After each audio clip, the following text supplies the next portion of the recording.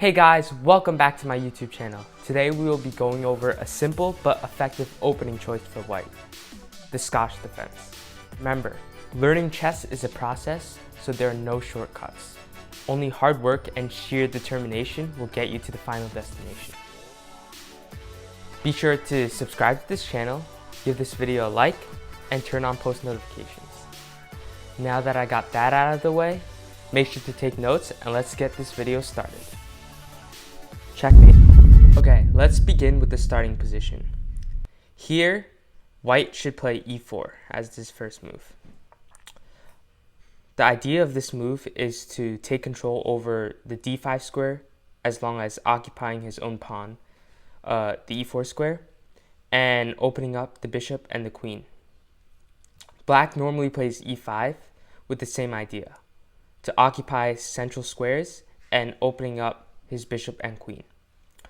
White plays knight f3 to attack the pawn on e5 while developing his piece.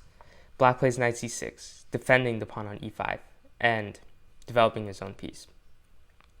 So now there are many options for white here, but the Scotch opening is the move d4.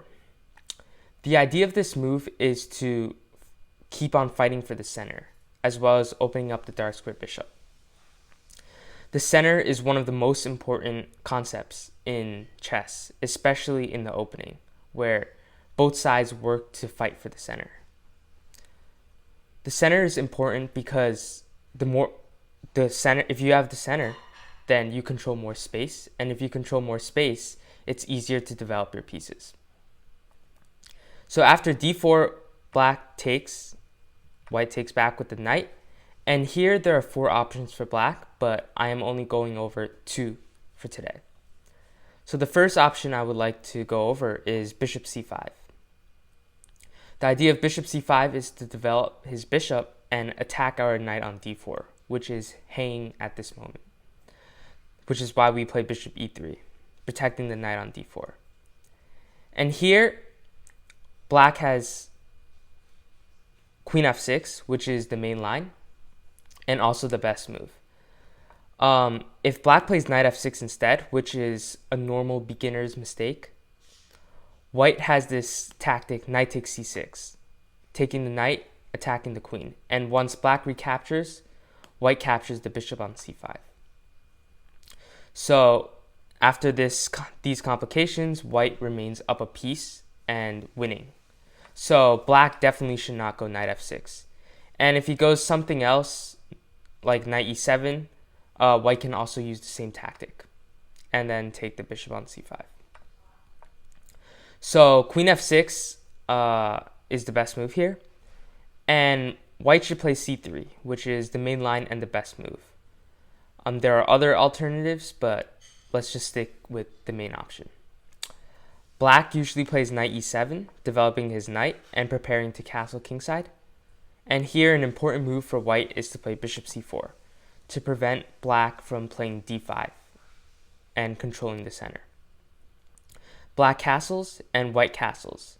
And here is kind of the end of opening theory that we need to know, because as we can see, white occupies more space and has control over more central squares.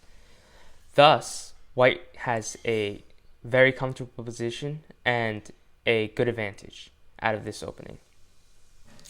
So let's move back, and here, like I said, there's 4 options. Bishop c5 was one option, and now black can also play knight takes d4.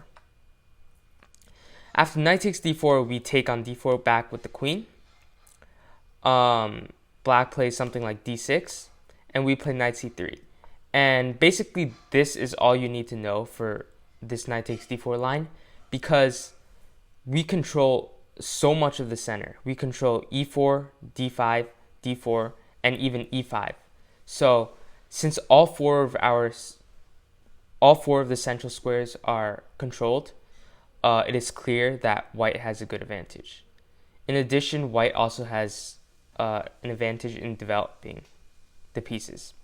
So that's another plus. Remember, what I am showing you guys today was just an opening. It takes tactical and logical thinking to continue the game, and try to play for a win. The only way to win a chess game is to play better than your opponent. So keep improving your chess by working on tactical motives and being super aware of what is going on the board. That is going to be it for today's video, and I will see you guys in part 2. Bye!